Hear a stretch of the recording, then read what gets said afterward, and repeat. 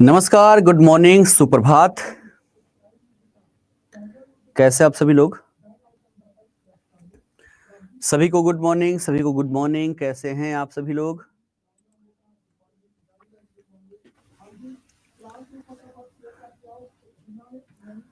हाँ, पटना में हुआ है, धुलाई हुई है ना, पुलिस वालों ने बड़ा पीटा हुआ है।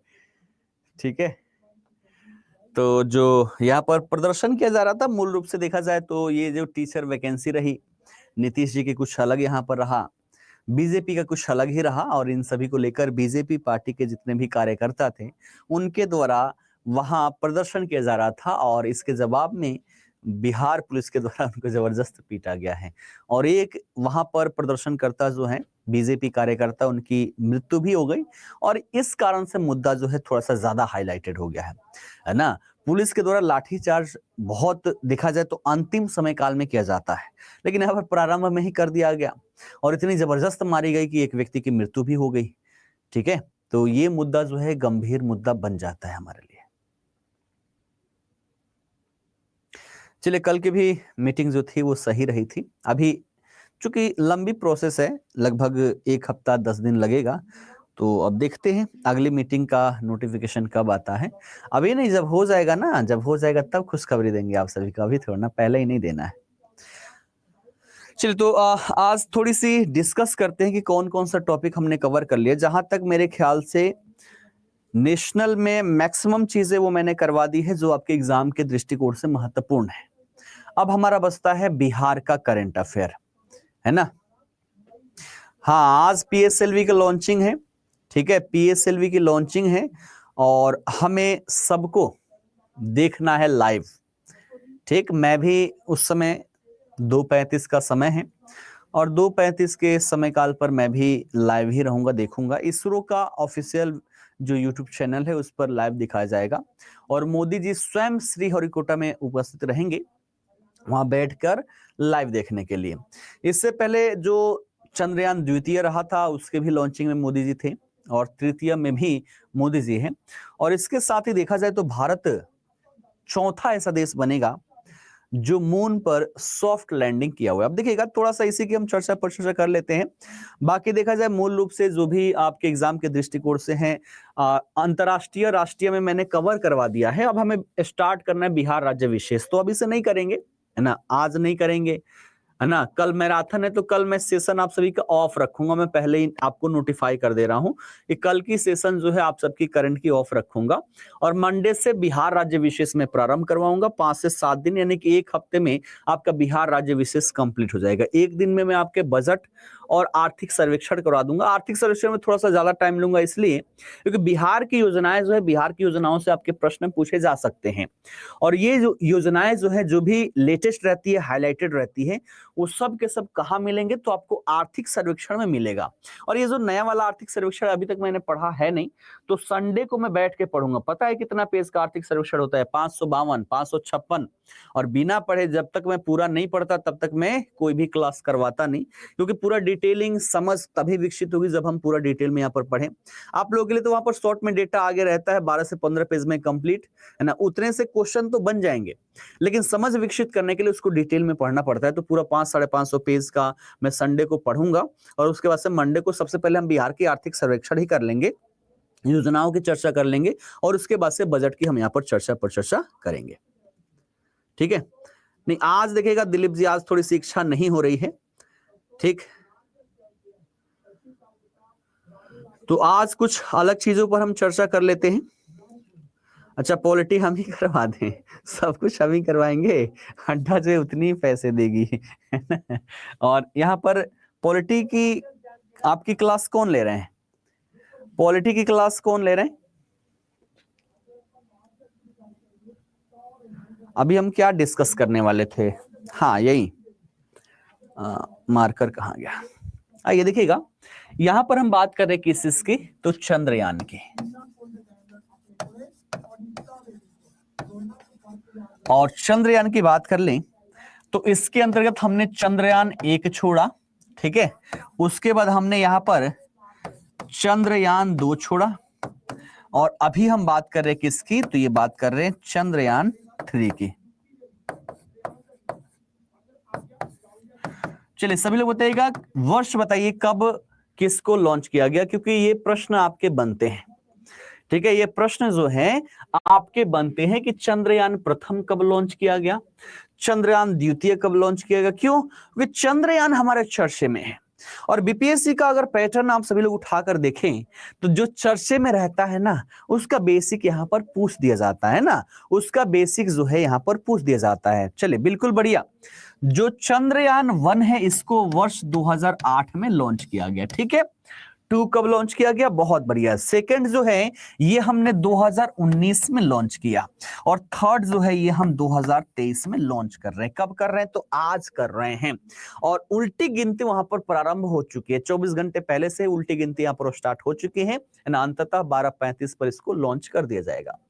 अब बात करें किसके माध्यम से हमने क्या क्या किया था, आइए आप सबकी थोड़ी सी जानकारी यहां पर देखते हैं। चंद्रयान प्रथम के माध्यम से हमने चंद्रमा पर कोई भी रोवर जो है उसको हमने उतारने की कोशिश नहीं की।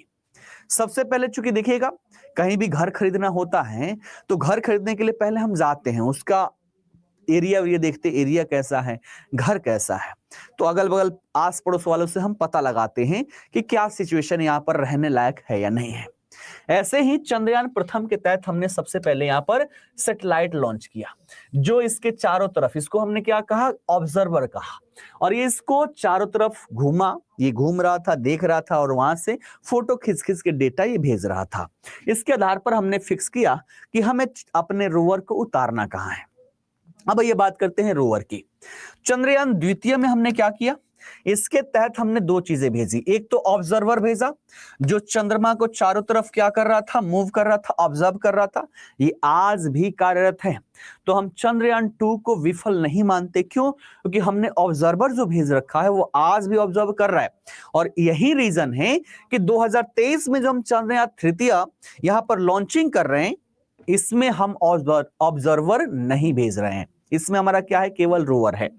यहां पर जो हमने रोवर भेजा था, इस रोवर का नाम क्या था, सभी लोग बताएं। जो चंद्रयान द्वितीय में हमने जो रोवर भेजा था इसका नाम क्या था, और चंद्रयान तृतीय में जो हम रोवर भेज रहे हैं इसका नाम क्या है, फटाफट सभी लोग जवाब दीजिएगा। आज कोई टॉपिक नहीं, आज बस ऐसे ही हम डिस्कस कर रहे हैं। ठीक, मंडे से हम बिहार राज्य विशेष करेंगे, और मूल रूप से देखें तो आपके एग्जाम के दृष्टिकोण से राष्ट्रीय अंतरराष्ट्रीय से जो प्रश्न बन सकते थे वो लगभग सारे मैंने यहाँ पर कवर करवा दिया है। ठीक है, तो आज कोई टॉपिक हम नहीं करेंगे, आज नॉर्मली डिस्कस करेंगे। आपके मन में जो भी प्रश्न होगा सभी प्रश्न कीजिए, है ना, सभी लोग यहाँ पर प्रश्न कीजिए। ठीक है, और साथ ही साथ मंडे से हम क्या करेंगे, तो बिहार राज्य विशेष प्रारंभ कर देंगे। हाँ, बहुत बढ़िया बहुत बढ़िया। पहले वाले का नाम था विक्रम, यहां पर जो हमने छोड़ा उसका नाम क्या था, विक्रम था, याद रखिएगा, ये प्रश्न बनता है।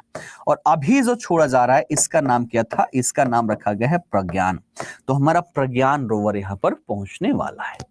ठीक है, दोनों नाम आप सभी लोग याद रखिएगा। जो 2023 वाला है ये प्रज्ञान है, और पहले हमने जो छोड़ा था वो आपका यहां पर क्या था, तो उसका नाम था विक्रम। अच्छा, स्पोर्ट्स नहीं हुआ है, चलिए स्पोर्ट्स नहीं हुआ है ना, तो स्पोर्ट्स को मैं करवा दूंगा, क्योंकि इसका शायद डेटा मैंने नई वाली कलेक्ट नहीं की है, इकट्ठा नहीं किया है। डेटा तो सारे मेरे पास हैं, बिखरे रहते हैं, क्योंकि डेली करंट अफेयर जो है, डेली करंट अफेयर हम यहाँ पर जो करते हैं ना, वहीं से डेटा निकाल के मैं आप सभी को करवाता हूँ। ठीक है, तो शायद स्पोर्ट्स का मैंने इकट्ठा नहीं किया है, तो इकट्ठा करके मैं आपका करवा दूंगा, है ना, टेंशन नहीं लेना है। स्पोर्ट्स भी आपके कंप्लीट में करवा दूंगा, कुछ भी नहीं छोड़ूंगा ऐसा। और स्पोर्ट्स में मूल रूप से, है ना, चलिए लिक्विड मिरर के बारे में बताना है, आइए देख लेते हैं। लिक्विड मिरर की अगर हम बात कर ले तो हमने कहां पर स्थापित किया वो इसका, है ना, जो मन में प्रश्न है आज पूछिए, आज यही करते हैं। ठीक है, लिक्विड मिरर टेलीस्कोप, ठीक है, कहां पर स्थापित किया, किस राज्य में, तो हमने उत्तराखंड में, और उत्तराखंड का जो देवस्थल है ना, देवस्थल में हमने क्या किया, इसको स्थापित किया हुआ। क्यों किया, देखिएगा, क्योंकि वर्तमान में हम अंतरिक्ष के क्षेत्र में बड़े स्तर पर रिसर्च कर रहे हैं। कहाँ? तो अंतरिक्ष के क्षेत्र में हम बड़े स्तर पर रिसर्च कर रहे हैं। और अंतरिक्ष में देखने के लिए, कहीं भी देखने के लिए हमें क्या चाहिए? आकाश साफ होने चाहिए। तो क्या हम दिल्ली में इसको स्थापित करते? संभव ही नहीं है। दिल्ली में तो इतना पोल्यूशन है कि आपको रात में तारे भी नजर नहीं आते होंगे। मैं कई बार देखा आसमान में, देखिए तो मात्र 3 तारे दिखाई देते हैं, वो भी जो सबसे ज्यादा चमकने वाले हैं। और वहीं ग्रामीण क्षेत्रों में जाइए, गांव में जाते हैं तो ऊपर तारे ही तारे देख के दिल खुश हो जाता है। ठीक है, तो हमें स्पेस के बारे में रिसर्च करना है और इसलिए हमें अगर उनको देखना हो तो देखने के लिए हमें इसको, जो हमारा टेलीस्कोप है, टेलीस्कोप क्या होता है? तो चीजों को जूम करके दिखाता है, दूर की चीजों को हम पास में लाकर देख पाते हैं। ठीक है, तो टेलीस्कोप इसलिए वहां स्थापित किया गया क्योंकि वहां का सबसे पहले तो वातावरण स्वच्छ है, हमारा आकाश जो है वहां पर साफ रहता है, मौसमी घटनाएं जो होती बहुत कम ही होता है वहां पर, इसलिए हमने इसको कहां पर? तो उत्तराखंड में स्थापित किया हुआ है। बात करें इसकी विशेषता क्या है, तो ध्यान रखिएगा यहां पर इस सबसे बड़ी, तो ये क्या है? एशिया का सबसे बड़ा टेलीस्कोप है। इसका जो डायमीटर है वो 4 मीटर है। आप समझ सकते हैं 4 मीटर हमारी हाइट नहीं है ना? अगर हम मीटर में देखें तो 2 मीटर के भी हम नहीं है। 1 मीटर में आपका 3 फीट 3 इंच के आसपास होता है। 6 फीट का भी मैं नहीं हूं, 2 मीटर का नहीं हूं, तो मेरे हाइट का 4 गुना से भी ज्यादा बड़ा इसका क्या है? डायमीटर है। तो आप इसकी मतलब जो इसका साइज है, साइज का अंदाजा आप यहां पर लगा सकते हैं। लिक्विड क्यों कहा जा रहा है? क्योंकि इसके बीच में क्या भरा गया है? लिक्विड भरा गया है ना? इसके बीच में क्या भरा गया है? लिक्विड भरा गया है। और लिक्विड देखिएगा आधा हिंदी में लिख दिया, आधा इंग्लिश में लिख दिया। लिक्विड भरा गया है। लिक्विड भरने का मूल कारण क्या है? आपने देखा होगा कि कहीं पर एक बूंद हो तो बूंद क्या करता है? एक लेंस का काम करता है। इसलिए हमने यहाँ पर लिक्विड भरा हुआ है ताकि चीजों को और भी ज्यादा बेहतर तरीके से डिटेलिंग में हम देख सके। और ये लिक्विड के रूप में यहाँ पर क्या भरा गया है? तरल पारा। क्या भरा गया है? तरल पारा। लिक्विड पारा जो है, लिक्विड पारा यहाँ पर भरा गया है। ठीक है, तो इसका मूल उद्देश्य क्या है? मूल उद्देश्य है हमारा स्पेस, जो स्पेस को एक्सप्लोर करना। और इसकी हमने साइज भी बहुत बड़ी रखी है क्योंकि जितने बड़े यहां पर साइज होगा, जितनी इसकी कैपेसिटी होगी, उतना ही ज्यादा चीजों को हम डिटेल में यहां पर देख पाएंगे। ठीक है, क्लियर? और कुछ? G7 G20 देखिएगा, G7 की अगर हम यहां पर बात करें, है ना, तो G7 क्या है? G7 का मतलब है ग्रुप ऑफ 7, है ना, ग्रुप ऑफ 7। ठीक है, और हाल ही में इसका जो सम्मेलन का आयोजन किया गया है G7 का, ये सम्मेलन का आयोजन जापान में किया गया। और जापान में भी कहां? तो याद रखेगा ये VVI है, याद रखेगा। VVI की बात कर ले, है ना, जापान की बात करें तो जापान में कहां? जहां पर अमेरिका के द्वारा यहां पर परमाणु बम से हमला किया गया था। एक कौन था? 2 स्थान थे ना जहां पर हमला किया गया था, एक 6 अगस्त को, एक 9 अगस्त को। 2 स्थान कौन कौन से थे? एक बार सभी लोग कमेंट करके बताएं। बहुत बढ़िया, बहुत बढ़िया, है ना। दिलीप जी, अंकित, पूजा, रुपेश, एकेज, हाँ, है ना, सबका बहुत बढ़िया। हिरोशिमा और नागासाकी, है ना, हिरोशिमा में 6 अगस्त को आइटम बम गिराया जाता है और 9 अगस्त को नागासाकी में। और इससे स्थिति पूर्णतः परिवर्तित हो गई। यह समय काल था द्वितीय विश्व युद्ध का, और द्वितीय विश्व युद्ध में देखे तो जापान सबको पराजित करते हुए विभिन्न क्षेत्रों पर विजय प्राप्त करते जा रहा था। और ऐसी स्थिति में अमेरिका के द्वारा परमाणु बम का प्रयोग किया गया उसको नियंत्रित करने के लिए। जो विश्व में पहली बार कभी कहीं पर परमाणु बम गिराया गया था तो वो जापान था, हिरोशिमा और नागासाकी में। 6 अगस्त 9 अगस्त कभी कोई भी नहीं भूल सकता। और उससे जो रेडिएशंस निकले, वो रेडिएशंस आज भी वहां पर कार्यरत हैं। वहां पर आज भी जो बच्चे पैदा होते हैं वो लूल्हे लंगड़े या कहीं ना कहीं किसी ना किसी अंग से अपाहिज पैदा होते हैं। ठीक है, तो ये वहीं याद रखिएगा, कहां? तो नागासाकी में। ठीक है, कहां पर हुआ है? तो नागासाकी में, जापान के नागासाकी में G7 का क्या किया गया है? बैठक किया गया है। इसमें मोदी जी को आमंत्रित किया गया था। मोदी जी इसमें इस सम्मेलन में हिस्सा लेने के लिए गए हुए थे, याद रखेगा। वहीं बात करें G20 की, तो G20 का मतलब क्या हो गया? इसका मतलब हो गया ग्रुप ऑफ 20। इसका मतलब क्या हो गया? Group of 20। ठीक है ना, ग्रुप ऑफ 20। और बात करें इसकी अध्यक्षता, तो इसकी अध्यक्षता जो है ये वर्तमान में कौन कर रहा है? तो वर्तमान में कर रहा है भारत। ठीक है, वर्तमान में भारत कर रहा है, इसलिए इसकी थीम आप सभी को पता होना चाहिए। थीम क्या है इस वर्ष का, सभी लोग बताएंगे। और इस एक वर्ष के दौरान 2023 में 365 दिनों के दौरान देखा जाए तो इस G20 के अंतर्गत 200 बैठकें की जानी है, और ये 200 बैठकें जो होगी ये 200 अलग अलग स्थान पर, है ना, 200 अलग अलग स्थान पर ये बैठकें होनी है। क्यों? आप सबको पता ही है, मोदी जी के बारे में कौन नहीं जानता।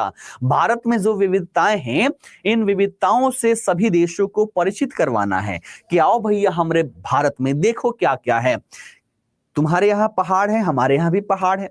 तुम यूरोप में हो, यूरोप में वहां पर बर्फीले एरिया है, हमारे यहाँ भी है ना। अफ्रीका में देखा जाए, अफ्रीका क्षेत्र में, तो तुम्हारे यहाँ क्या है, बहुत गर्मी है, हमारे यहाँ भी है।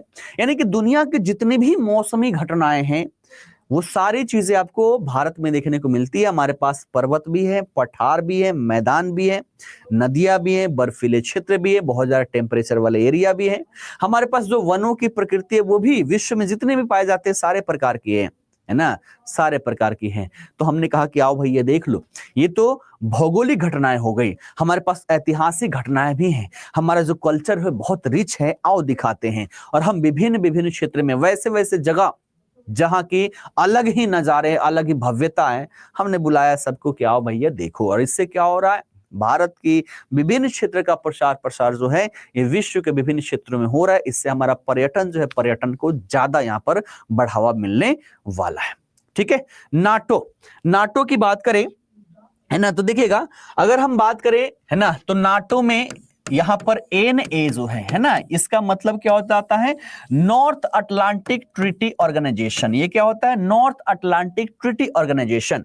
यानी कि वैसे क्षेत्र है ना, यूरोपीय क्षेत्र में, ये मान लीजिए हमारा यूरोप वाला क्षेत्र हो गया, यहां पर जो हमारा अटलांटिक सागर है, और अटलांटिक में भी आधा आपको कहा, तो ये साउथ हो जाएगा, और आधा जो है आपका नॉर्थ अटलांटिक हो जाएगा। तो ये नॉर्थ अटलांटिक क्षेत्र का एक इन्होंने क्या बना लिया, ग्रुप बना लिया। ये कब बनाया गया, आप सभी ने देखा होगा, जैसे जो पहले USSR था और एक तरफ आपका अमेरिका की बात करें, थोड़ा सा समझ लीजिएगा आप लोग, करंट से मुझे कहां कहां लेकर जा रहे हैं, है ना। जो चीजें मैं आज से 4 साल 5 साल पहले पढ़ा वो भी आप लोग रिवीजन करवा रहे हैं, लेकिन तब की चीजें मुझे याद है, वो सारी चीजें आप सभी को बता रहा हूं। देखिएगा, एक तरफ पूरा देखा जाए तो पूरा विश्व जो है ये 2 ध्रुव में बट गया था। एक तरफ था आपका USSR, ठीक है, और दूसरी तरफ क्या था, यूएसए की बात करें तो यूएसए जो था ये पूंजीवादी देश था, है ना, क्या था, पूंजीवादी देश था। और इसकी बात करें तो ये समाजवादी देश था, है ना। समाजवादी और पूंजीवादी समझ में आती है, बता दो। समझ में नहीं आती होगी, नहीं पता होगा तो इसको भी समझा देता हूं, ये अर्थव्यवस्था की विषय वस्तु है। समाजवादी और पूंजीवादी तो सबको समझ में आता है ना, नहीं पता है, आइए समझ लीजिएगा। देखिएगा, पूंजीवादी देश वैसे देश होते हैं, नॉर्मल भाषा में समझा रहा हूं, अर्थव्यवस्था का डेफिनेशन नहीं बता रहा, नहीं तो ऊपर से उड़ जाएगा, नॉर्मल समझिएगा। पूंजीवादी अर्थव्यवस्था ऐसी अर्थव्यवस्था होती है कि अगर आपके पास पूंजी है तो आप सारा काम कर सकते हैं। जैसे कि मान लीजिए आपके पास पैसे हैं तो आप अपना रेलवे वहां पर बिछवा के, पटरी बिछवा के रेलवे चलवा सकते हैं। ये हो जाता है पूंजीवादी। यानी कि ऐसे देश जो होते हैं ये लाभ पर ज्यादा फोकस करते हैं। किस पर फोकस करते हैं, लाभ पर। इनकी जितनी भी क्रियाकलाप होगी सब में मूल फोकस होगा लाभ पर। आपके पास पैसे हैं, पैसा लगाइए और लाभ कमाइए ज्यादा से ज्यादा। लेकिन समाजवादी अर्थव्यवस्था वैसी अर्थव्यवस्था है जो लाभ पर ना, है ना, लाभ पर ध्यान ना देकर ये समाज के डेवलपमेंट पर ध्यान देती है। दोनों में अंतर क्या है समझिएगा। यहां पर मान लीजिए 2 लोगों का मैं एग्जांपल लेता हूं। यहां पर 2 व्यक्ति हैं, एक व्यक्ति जिसका नाम है A और दूसरे का नाम है B। A व्यक्ति जो है बहुत ज्यादा कमाता है, 1 महीने में ये 10 लाख रुपए कमाता है, और ये देखा जाए तो ये मात्र 10,000 रुपए ही कमा पाता है। ठीक है, तो इसके पास जितने ज्यादा पैसे हैं उतने ज्यादा ये डेवलपमेंट करते जाएगा। इसके पास पैसा बहुत ज्यादा हो जाएगा, पैसा। यानी कि अमीर जो है अमीर होते चला जाएगा, गरीब जो है यहाँ पर गरीब होते चला जाएगा। ऐसे नॉर्मली शब्द में समझाऊं तो ये होती है आपकी पूंजीवादी अर्थव्यवस्था। आपके पास 10 लाख रुपए का इन्वेस्ट करेंगे तो कमाएगा, पैसा भी कमाएगा, आप भी कमाएंगे, आपके पास ज्यादा पैसा होगा। जिसके पास नहीं होगा वो इन्वेस्ट कहां से करेगा? तो जितनी मेहनत करेगा उतना ही पैसा इसको मिलेगा। लेकिन समाजवादी में देखिएगा सिचुएशन क्या हो जाएगा, यहाँ पर ए है और यहाँ पर बी है, वहां सेम प्राइस रखते हैं। यहाँ पर ये 10 लाख रुपए कमा रहा है और यहाँ पर ये 10,000 कमा रहा है। ठीक है, पूंजीवादी में क्या था कि भैया तुम अपना कमाओ, तुम अपना कमाओ, लेकिन समाजवादी अर्थव्यवस्था में ऐसा नहीं होता है। अगर ये 10 लाख कमा रहा है, लेकिन इसका मूल उद्देश्य क्या होता है? समाज में समानता लाना। और समानता कैसे आएगी? तो इसका जो 10 लाख है, इसका 10,000 है, तो इसमें से बाकी के पैसे दोनों का जोड़ देंगे, कितना हो जाएगा? तो यहां पर 10 लाख 10,000 रुपए हो गए, 10 लाख 10,000 रुपए यहां पर हो गए। तो क्या किया जाएगा? तो इसमें से है ना दोनों का बराबर कर दिया जाएगा। यानी कि इसने बहुत ज्यादा पैसे कमाए तो इसके 5 लाख रुपए इसको दे दिए गए, है ना, और इसमें से 5,000 इसको दे दिए गए, दोनों के पास 5,05,000 रुपए यहां पर हो गए। इसका मतलब क्या हुआ कि समाजवाद में जो मेहनत करेगा उसका भी उतना ही डेवलपमेंट होगा, जो मेहनत नहीं करेगा उसका भी उतना ही। ठीक है, तो ऐसी स्थिति में कंपनियों में लोग काम करना चाहेंगे, नहीं चाहेंगे ना। यहां पर ताकि मेहनत करेंगे उतना पैसा मिलेगा, तो आपको पता है कि मेहनत करेंगे तभी पैसा मिलेगा, नहीं करेंगे तो नहीं मिलेगा। लेकिन यहां पर है कि आप मेहनत बहुत ज्यादा करें तभी उतना ही मिलेगा जितना व्यक्ति मेहनत नहीं कर रहा है उसको, क्योंकि ये ज्यादा कर रहा है तो इससे इसको दे दिया जाएगा। ये है समाजवादी अर्थव्यवस्था, जो कि आपको यूएसएसआर में देखने को मिलता था। अर्थव्यवस्था हटाते हैं, आइए यहां पर बात करते हैं। तो पूरी यहां पर क्या थी? पूरी दुनिया जो थी ये 2 ध्रुव में बट चुकी थी, और चूंकि इनमें गृह युद्ध चल रहा था तो अब इन्होंने क्या किया? एक एक देश को अपने साथ जोड़ना चाहेंगे। क्योंकि यहाँ पर युद्ध जो है गृह युद्ध, शांति प्रिय तरीके से यहाँ पर युद्ध लड़ा जा रहा है। गृह युद्ध का मतलब क्या होता है? भोजपुरी में कहे मुंह फुलौवन, है ना। हस्बैंड वाइफ में होता है लड़ाई, जो होता है एक दूसरे से मुंह फुला लेते हैं, है ना। बस बात बात में, है ना, भौजाई ननद की जो लड़ाई होती है बस वो होती है कि एक दूसरे से लड़ाई कर रहे हैं, लेकिन मारा पीटी नहीं हो रही है। इसको कहा जाता है गृह युद्ध। और पूरी दुनिया जो थी 2 भागों में बट चुकी थी। अब सब क्या कर रहे थे? एक दूसरे को अपने आप में जोड़ रहे थे। ठीक है, तो यूएसएसआर जो है ये अपने आसपास के जितने भी देश थे ये सबको यहाँ पर जोड़ रहा था। तो भैया यूएसए ने कहा कि हम कैसे यहाँ पर पीछे रहें, तो यहाँ पर क्या किया गया? नाटो जो है, नाटो के तहत सभी देशों को यहाँ पर जोड़ा गया, यानी कि नॉर्थ अटलांटिक ट्रीटी ऑर्गेनाइजेशन। और इसके तहत जितने भी सदस्य देश है, ध्यान रखिएगा, इसके तहत जितने भी सदस्य देश हैं, अगर एक देश पर कोई देश हमला करता है, इसका मतलब माना जाएगा कि सभी सदस्य देशों पर यह हमला किया जा रहा है। इसी को कहा जाता है आपका नाटो। आशा करता हूं आप सभी को अच्छे से समझ में आ गया होगा। ठीक है, हाँ, एग्जाम्पल हस्बैंड वाइफ वाला आपके मस्तिष्क में छप जाएगा ना। अच्छा, नेशनल बजट देखिएगा, नेशनल बजट हम करेंगे जब बिहार और भारत की जब बजट करेंगे, बजट हमारा अलग ही टॉपिक होता है। तो हमें भारत का बजट आर्थिक सर्वेक्षण दोनों करना है और बिहार का भी बजट आर्थिक सर्वेक्षण दोनों यहां पर करना है। ठीक है, तो ये समझिएगा, उसको हम एक साथ वहां पर कवर करेंगे। ठीक, क्लियर? और कुछ आ रहा है?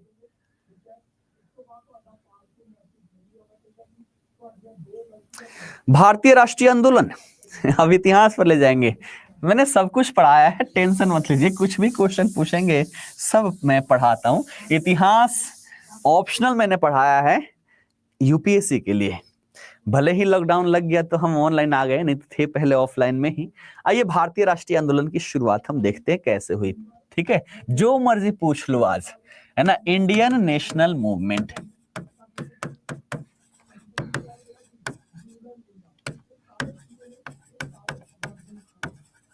ठीक है, समझिएगा इसकी शुरुआत कैसे हुई। ठीक, तो समय काल आप सभी को पता होगा। हम बात करें किसकी? मॉडर्न हिस्ट्री की, है ना। मॉडर्न हिस्ट्री की हम बात करें, यहां से प्रारंभ होगी, है ना, यहां से कहानी प्रारंभ होगी। और इसकी शुरुआत आप सभी कहां से पढ़ते हैं? तो भारत में यूरोपियन कंपनियों का आगमन, एडवेंट ऑफ यूरोपियन कंपनीज, यहां से आपकी प्रारंभ होती है। और इसमें सबसे पहले जो व्यक्ति यहां पर आता है भारत में, वो कौन था? Vasco D gamma. 1498 में ये भारत पहुंचता है और यहां से व्यापार वाणिज्य जब ये करके जाता है तो 60 गुना का खर्चा हटाने के बाद 60 गुना का लाभ की प्राप्ति होती है। अब बात करिए यहां पर क्यों आया, तो देखिएगा, अगर हम बात करें भारत की तो यहाँ अपना प्यारा भारत है, और भारत से इधर चले तो ये मध्य एशिया, मध्य एशिया के बाद यहाँ पर क्या है? यूरोप है। और भारत की व्यापार जो है ना, भारत की व्यापार ये प्राचीन काल से ही देखे तो विभिन्न क्षेत्रों से होती रही थी, है ना, मध्यकाल में भी हुई, लेकिन अंततः एक घटना होती है 1453 में, है ना, 1453 में घटना होती है। ये जो इनका मार्ग था, ये मार्ग कैसे, तो ये स्थलीय मार्ग भी थे और इधर देखा जाए तो जलीय मार्ग भी थे, है ना। और इसके तहत एक क्षेत्र था, कौन सा, कस्तुनतुनिया, है ना, कस्तुनतुनिया जो था, है ना, कस्तुनतुनिया, है ना, कस्तुनतुनिया पर 1453 में तुर्कों का आक्रमण होता है और ये यहाँ पर नियंत्रण स्थापित कर लेते, जिस कारण से भारत यूरोप का जो व्यापारिक मार्ग था ये यहाँ पर क्या हो जाता है, बाधित हो जाता है। और बाधित होने के कारण अब चूंकि इनको चाहिए, यूरोप वाले को मसाला क्यों चाहिए, तो देखिएगा इनकी कंडीशन ही ऐसी थी। अगर हम बात करें पृथ्वी की, तो पृथ्वी में यूरोप जो है पृथ्वी पर ये इन क्षेत्रों में बसा हुआ, और ये क्षेत्र क्या है, तो बर्फीले क्षेत्र है, क्योंकि यहाँ पर टेम्परेचर क्या होता है, कम होता है ना। वर्ष का अधिकतम क्षेत्र जो है बर्फ से घिरा रहता है, इसलिए इनके पास 12 मास खेती नहीं हो पाती, है ना। भोजन की उपलब्धता उतनी नहीं होती, इसलिए अपने भोजन को सुरक्षित रखने के लिए और साथ ही साथ ठंडी में गर्मी लाने के लिए शरीर में ये लोग मसालों का प्रयोग करते थे। तो इनके लिए मसालों की आवश्यकता थी, है ना। और भारत के क्षेत्र से और इंडोनेशिया के क्षेत्र से मसाले लेकर आया करते थे, लेकिन अंततः देखे जब कस्तुनतुनिया पर तुर्कों का नियंत्रण हुआ, यह मार्ग अवरुद्ध हो गया।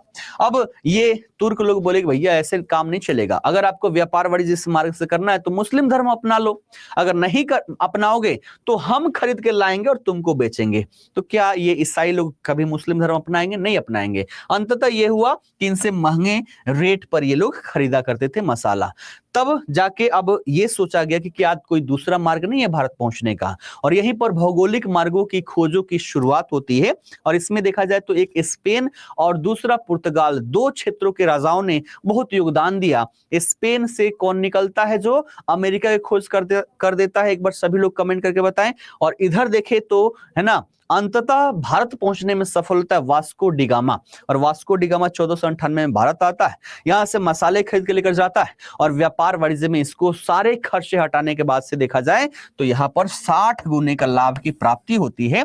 और 60 गुने की लाभ की प्राप्ति जब हुई, राजा ने पीठ थपथपाया कि भैया तुमने तो कमाल कर दिया, है ना, तुमने कमाल कर दिया। और यहां से अब यूरोपीय कंपनियां यहां पर आने लग गई। लगभग प्रारंभिक 100 वर्षों तक ये पुर्तगाली कंपनी भारत के व्यापार पर एकाधिकार रखे, लेकिन जब अगल बगल वाले देखे भैया पुर्तगाल बड़ा डेवलपमेंट कर रहा है ना, पुर्तगाल बड़ा डेवलपमेंट कर रहा है, कौन सा खजाना इसके हाथ में आ गया, पता चला कि भारत का खजाना इसके हाथ में आया हुआ है। अब वो भी कंपनियां भारत में आती है, और जब आती है तो पहले 100 वर्षों तक पुर्तगाली अकेले थी, तो कोई संघर्ष नहीं था, कोई कंपटीशन नहीं थी। लेकिन अन्य जो कंपनियां यहाँ पर आती है, डच आ गई, है ना, ब्रिटिश कंपनी आ गई, डेनिश कंपनी आ गई, फ्रांसीसी आ गई, तो ये सारी कंपनी जब आई तो इनमें संघर्ष होने लग गया। और संघर्ष में अंततः देखा जाए तो यहां पर विजयी कौन हुआ, ब्रिटिश कंपनी। लेकिन इन्हीं संघर्षों के दौरान इन्होंने देखा कि भारत में क्या हो रहा है, कि भारत में एकता नहीं है।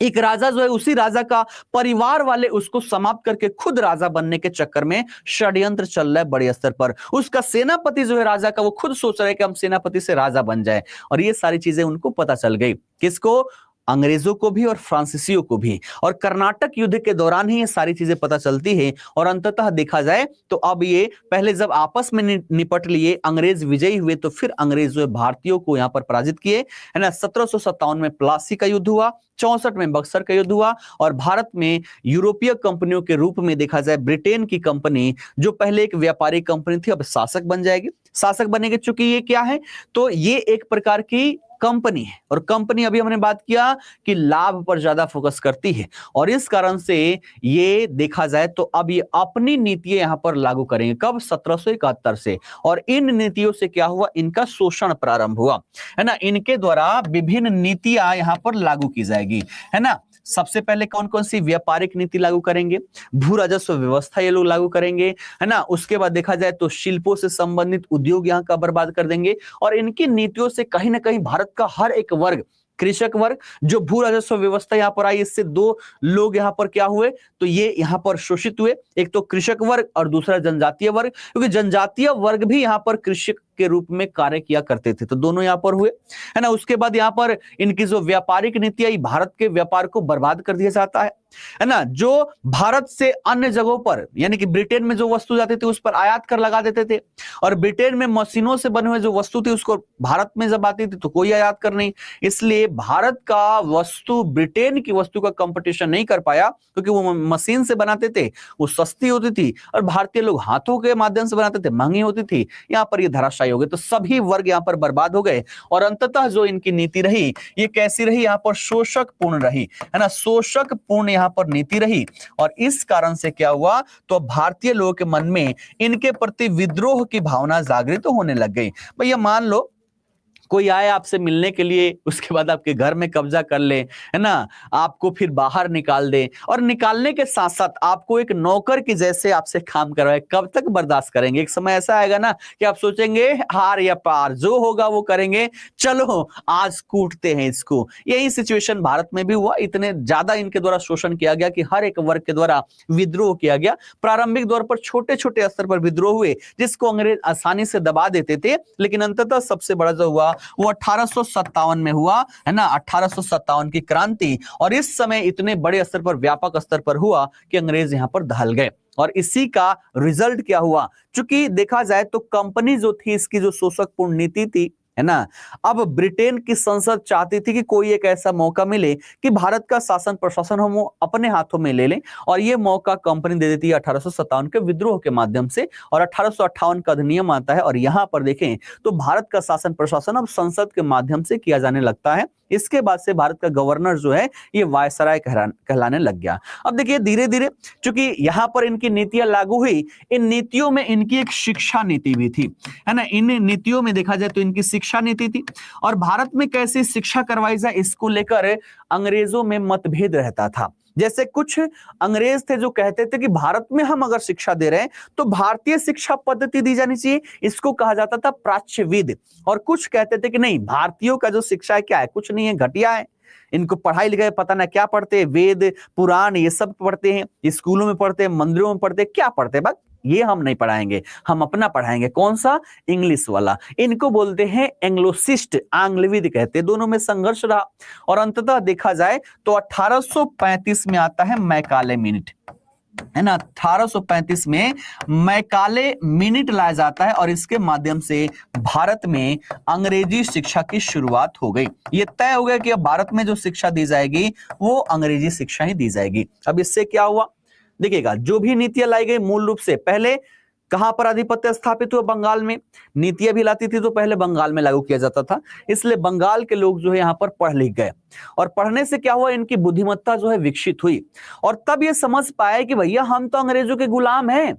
पहले यहाँ के लोगों को पता भी नहीं चलता था कि हम गुलाम है या नहीं है, क्योंकि वैसे ही जीवन इनको जीने की आदतें थी।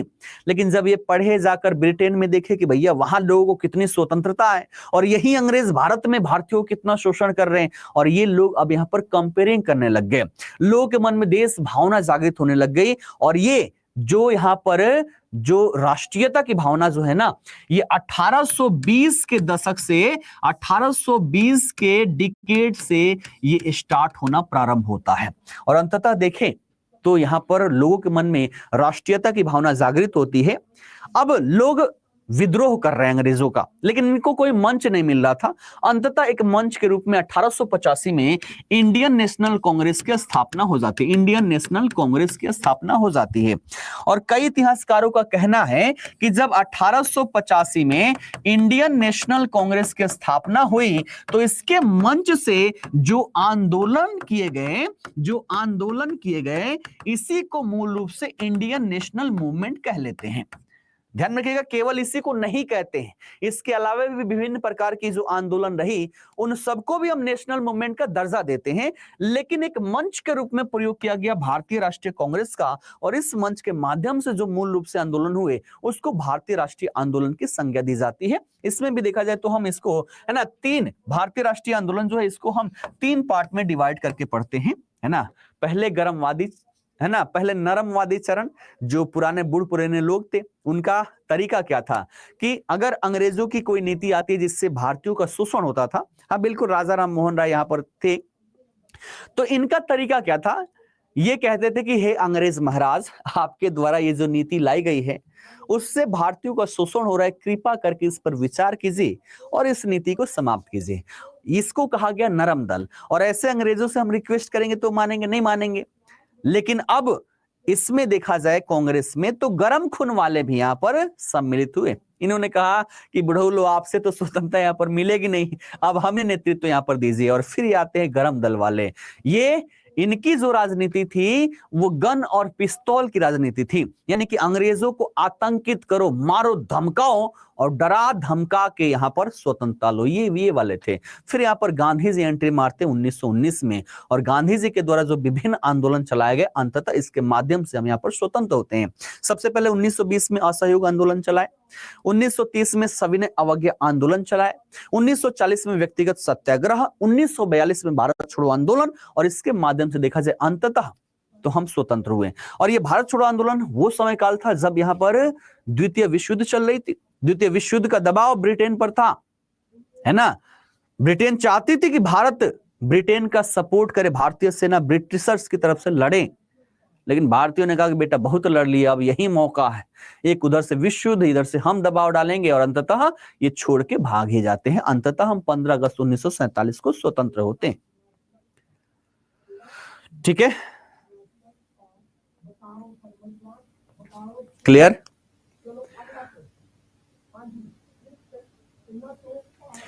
समझ में आ गया? अच्छा, हिस्ट्री को क्यों 3 पार्ट में डिवाइड किया गया है? देखिएगा, 3 पार्ट में, चूंकि हिस्ट्री जो है बहुत बड़ा है और बहुत बड़ा होने के कारण पढ़ने के दृष्टिकोण से हमने इसको 3 पार्ट में डिवाइड कर रखा है। एंशिएंट हिस्ट्री जो प्रारंभ से लेकर 750 ईसा पूर्व ईस्वी तक पढ़ा जाता है, फिर मेडाइवल हिस्ट्री जो 750 से लेकर 1707 तक पढ़ी जाती है, और फिर आपका मॉडर्न हिस्ट्री जो 1707 से लेकर 1947 तक पढ़ी जाती है। फिर अभी इतिहास का चौथा भाग भी है, उसको बोलते इंडियन पोस्ट इंडिपेंडेंस, और ये जो है यूपीएससी का सिलेबस है, यूपीएससी के सिलेबस में पढ़ा जाता है। यानी कि भारत की स्वतंत्रता के पश्चात अभी तक क्या घटनाएं हुई हैं, तब से लेकर 15 अगस्त 1947 से लेकर आज तक की जो घटना होती है, इसको हम इंडियन पोस्ट इंडिपेंडेंस में पढ़ते हैं, स्वतंत्रता उपरांत भारत के रूप में हम इसको पढ़ते हैं। तो 3 पार्ट नहीं 4 पार्ट में डिवाइड किया गया है, लेकिन हम मूल रूप से 3 ही पार्ट पढ़ते हैं। यूपीएससी में चौथा पार्ट भी हमें पढ़ना होता है। ठीक है, और कुछ?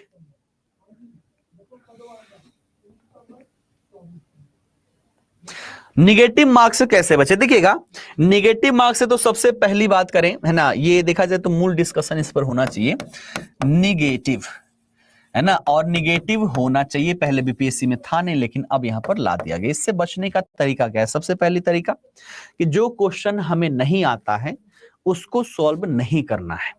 ठीक, आइए अप्रोच समझाता हूं कि किस तरीके से निगेटिव मार्किंग होने के बावजूद भी आप लोग पॉजिटिव नंबर यहां पर ला सकते हैं, समझिएगा।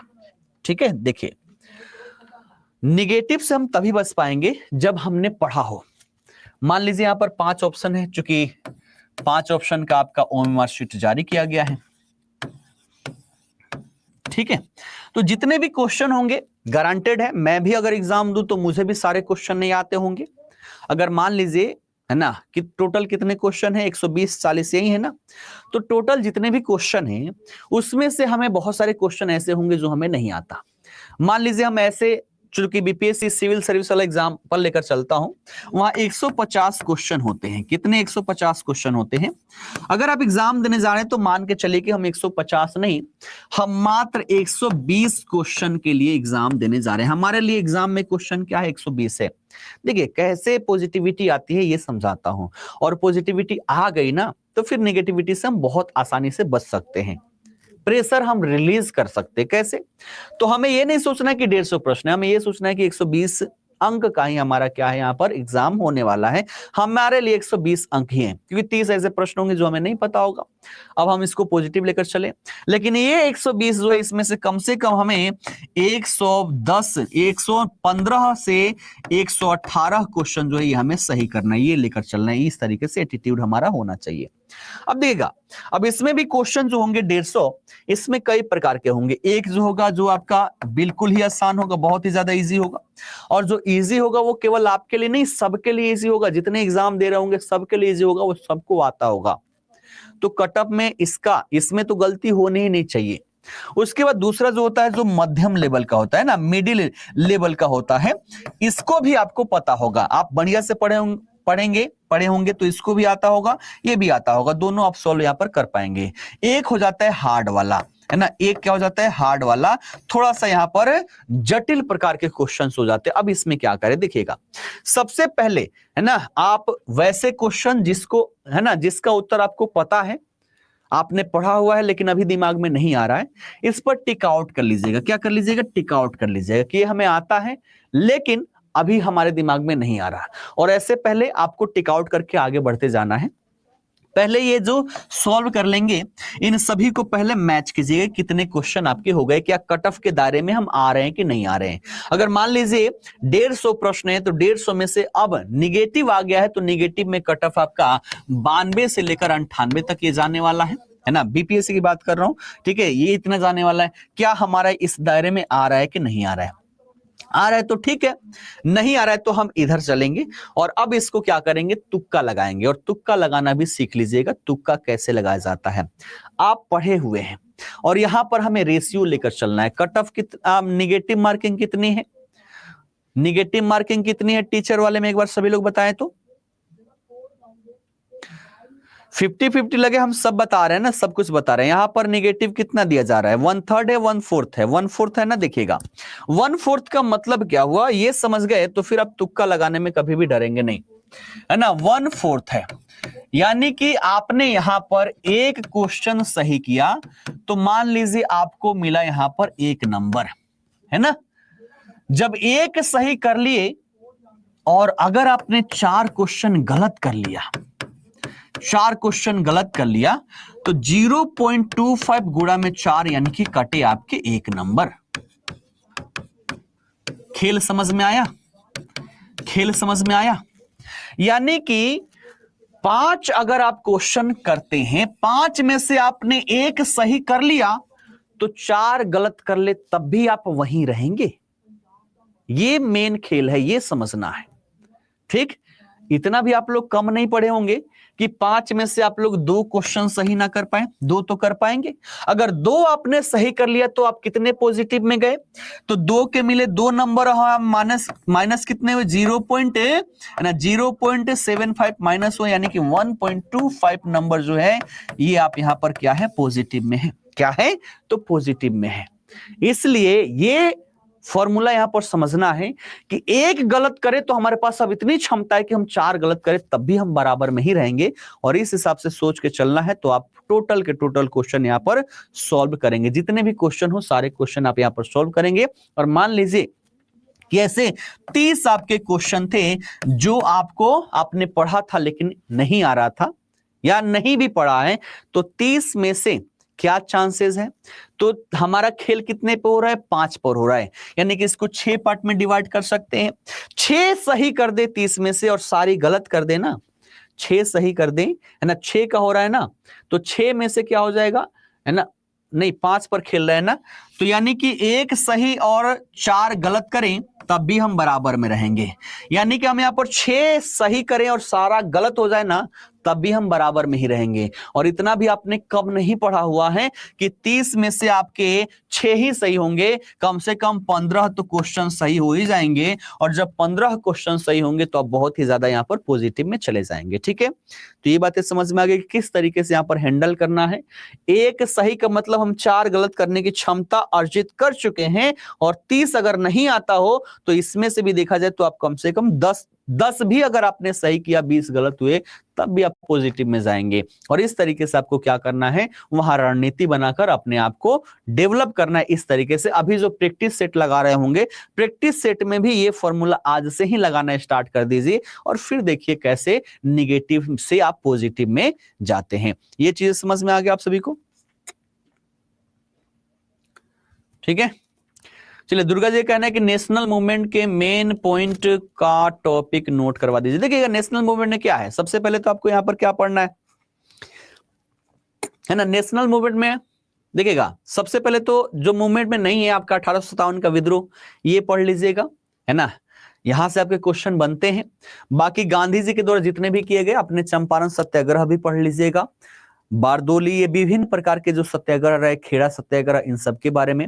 साथ ही साथ उनका सविनय अवज्ञा आंदोलन हो गया, असहयोग आंदोलन, व्यक्तिगत सत्याग्रह और आपका भारतीय देखा जाए भारत छोड़ो आंदोलन, ये सारी चीजें। और इस दौरान इनके द्वारा, अंग्रेजों के द्वारा विभिन्न भारतीयों को जो लालच दी जाती है, विभिन्न यहाँ पर देखा जाए तो विधेयक लाए जाते हैं, इन विधेयकों को भी पढ़ लीजिएगा। जैसे 1919 का अधिनियम हो गया, है ना, आपका यहाँ पर बात करें 1935 का अधिनियम हो गया, उससे पहले देखें, है ना, तो उससे पहले भी विभिन्न आया था आपका। तो इन सारे अधिनियम को आप सभी लोग पढ़ लीजिएगा। साथ ही साथ इनके द्वारा अगस्त प्रस्ताव आया, ठीक है, देखा जाए तो यहाँ पर वेवेल योजना आया, ठीक, देखा जाए तो साइमन कमीशन आया। इन सब को, ऐसे टॉपिक को आप सभी को कवर करके जाना है, क्योंकि यहां से क्वेश्चन आपके आएंगे ही आएंगे, ठीक है। तुक्का किस ऑप्शन को चुने, ये मैं नहीं बताऊंगा कि सी वाला लगा लो, डी वाला नहीं, आपको जो लगता है वो लगाइएगा। नहीं लगे, जिसमें 0% कॉन्फिडेंस है उसको छोड़ देना है। जिसमें कॉन्फिडेंस है कि हाँ हमने ये पढ़ा है, हम सही कर जाएंगे, उसी में ही लगाना है। जिसमें कॉन्फिडेंस नहीं है उसको नहीं लगाना है, ठीक है। देख, गोला कब भरना चाहिए, हाँ देखिएगा, इसके बारे में मैं बता दूं, है ना, मैंने भी 3-4 बार दिया है बीपीएससी के एग्जाम, और इस दौरान देखा है कि बहुत सारे लोग जो होते हैं ना, क्वेश्चन सारे सॉल्व कर लेते हैं, लेकिन गोला भरने का टाइम नहीं मिलता, ठीक। आप यहां पर फिक्स कर लीजिए 10 या 20 क्वेश्चन, है ना, 10 क्वेश्चन या 20 क्वेश्चन फिक्स कर लीजिए। 10 आप टारगेट रखते हैं तो 10 आपने यहां पर सॉल्व किया, 10 आपने सॉल्व किया, सॉल्व करने के तुरंत बाद यहां पर गोला लगा लीजिए, है ना, गोला लगा लीजिए। फिर अगला 10 क्वेश्चन सॉल्व किए, फिर गोला लगा लीजिए। तो फिक्स कर लीजिए, एक ही बार नहीं कि टोटल करके हम गोला लगाएंगे, नहीं, ये गलत रणनीति हो जाती है। आप 25-25 का भी लगा सकते हैं कि 25 क्वेश्चन एक बार हमने सॉल्व कर लिया, उसके बाद से हमने यहाँ पर गोला लगाया। गोला साथ साथ ही लगाना है, ऐसा नहीं कि एक हमने देखा फिर गोला लगाया, इसमें ज्यादा टाइम लग जाता है। पहले फोकस पेपर पर कीजिए, 10 क्वेश्चन कीजिए, 25 क्वेश्चन कीजिए, 20 कीजिए, एक साथ कीजिए और फिर गोला लगाइए। एक करेंगे, गोला पर ध्यान होगा, फिर अगले पेपर पर जब ध्यान आएगा तो कुछ सेकंड आपका वहां पर मर जाएगा। क्यों? क्योंकि फिर आपको कौन से क्वेश्चन नंबर पर थे, इसके बाद क्या पढ़ना है, इस पर ध्यान जाएगा, और इसमें कई सारे सेकंड जो आपके बर्बाद हो जाएंगे। तो एक बार में कम से कम 10 क्वेश्चन आप कीजिए, गोला लगाइए, फिर 10 कीजिए, गोला लगाइए। 25 का भी आप टारगेट रख सकते हैं, एक ही बार नहीं करना है कि पूरा का पूरा हम क्वेश्चन सॉल्व करेंगे, उसके बाद से यहां पर गोला लगाएंगे, ठीक है।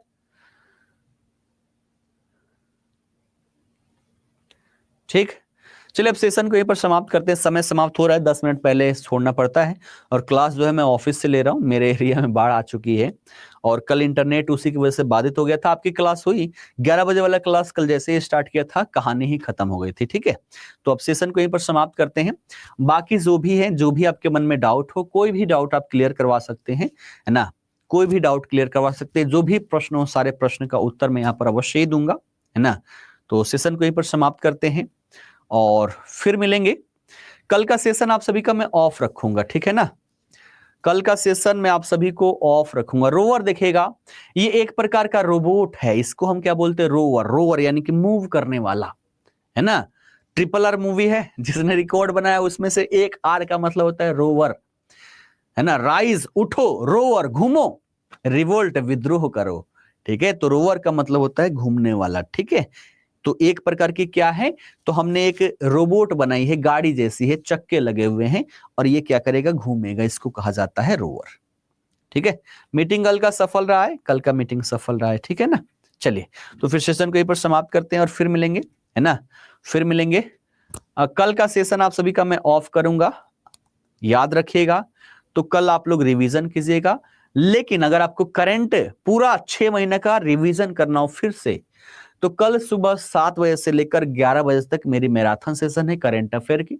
तो सुबह 7 बजे आइएगा, 11 बजे तक 3 से 4 घंटे में हम लगभग 6 महीने का करंट अफेयर एक साथ रिवीजन करेंगे, और करंट का प्रैक्टिस आप सभी का हो जाएगा। तो अगर बैच में कोई क्लासेस ना हो तो सुबह 7 बजे सबको उपस्थित, 7 बजे तक कोई क्लास होगी नहीं, 8 बजे तो अपनी होती है, तो 8 से 9, तो 7 से 9 तो कम से कम रह सकते हैं। सभी लोग सुबह 7 बजे आएंगे उस सेशन में, यूट्यूब सेशन में, बिहार अड्डा 24/7 यूट्यूब चैनल पर है। 6 महीने का इंपॉर्टेंट करंट अफेयर जो आपको पढ़ाया है ना, वो सारी चीजें इसमें होगी, और फिर हम वहां पर डिस्कस करेंगे। तो सभी लोग उपस्थित होइएगा। सारा एमसीक्यू होगा, यूट्यूब पर जो होगा वो एमसीक्यू बेस होगा। आप सभी का यहाँ पर क्या होगा, प्रैक्टिस होगा। तो सबको कल सुबह 7 बजे, ठीक है ना, सबको कल सुबह 7 बजे बिहार अड्डा 24/7 यूट्यूब चैनल पर उपस्थित रहना है। करेंट अफेयर प्रैक्टिस होगी, है ना, लगभग हम 3-4 घंटे वहां पर क्लास लेंगे और 100-150 क्वेश्चन हम वहां पर कवर करने वाले हैं। ठीक है, चैनल का नाम कौन सा, बिहार अड्डा 24/7, ठीक है ना, बिहार अड्डा 247। इस चैनल पर देखा जाए तो सुबह 7 बजे टाइम याद रखना है। मैं नाम भी देखूंगा, सबके नाम यहाँ पर मेरे दिमाग में है।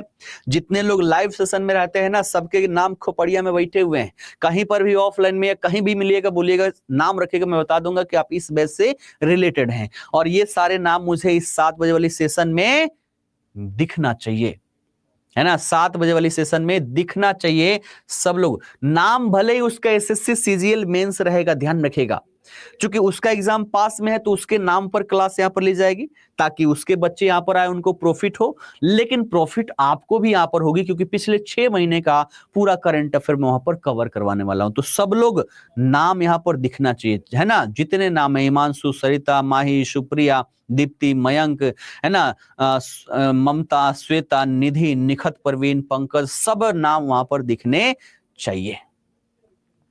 ठीक है, तो सुबह 7 बजे, ठीक। तो सेशन को यहीं पर समाप्त करते हैं, क्योंकि स्टूडियो खाली करने का समय हो चुका है ना। तो फिर मिलेंगे कल सुबह 7 बजे। फिलहाल के लिए आप सभी का बहुत बहुत धन्यवाद है।